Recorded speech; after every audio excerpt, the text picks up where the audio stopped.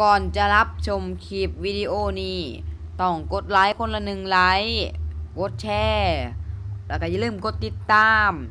กดกระดิ่งพับเป็นทั้งหมดเพื่อเวลาเฮาอัพคลิปใหม่ๆจะได้รับหูเป็นคนแรกขอให้ท่านผู้ชมสนุกกับการรับชมคลิปของพวกเฮาเอาล่ะขอต้อนรับท่านผู้ชมเข้าสู่ช่องบ๊อบบี้ฮิชแนลนะครับมื้อนี้เฮากะจะมาซิ่งกันยังบ้านหูเฮ็ดคลิปยังแต่ว่าเฮาหันจะมาบอกว่ามั่นใจแล้วแหละว่าจะเฮ็ดคลิปแนวแบบวอล์กเป็นแบบใช้ชีวิตประจำวันแต่ว่าเฮาอยากจะลองเล่นเกมไปนำเพื่อจะสร้างความม่วนซื่นในคลิปวิดีโอของเฮานะเพราะว่าบ๊อบเองก็เป็นคนที่ตัดต่อพอได้อยู่จะตัดต่อเกมได้อยู่นะเอาเป็นว่าอยากจะลองถามเบิ่งนะครับถึงว่าตอนนี้คนดูอาจจะบ่มีแ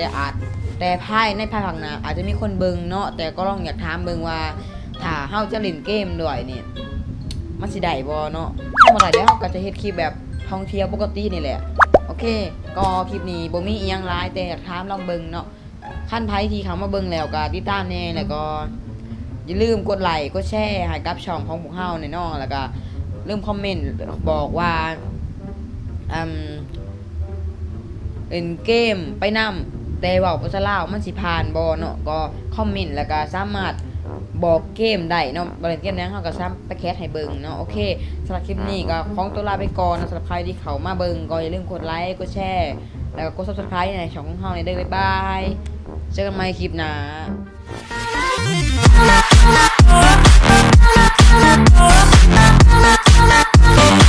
Oh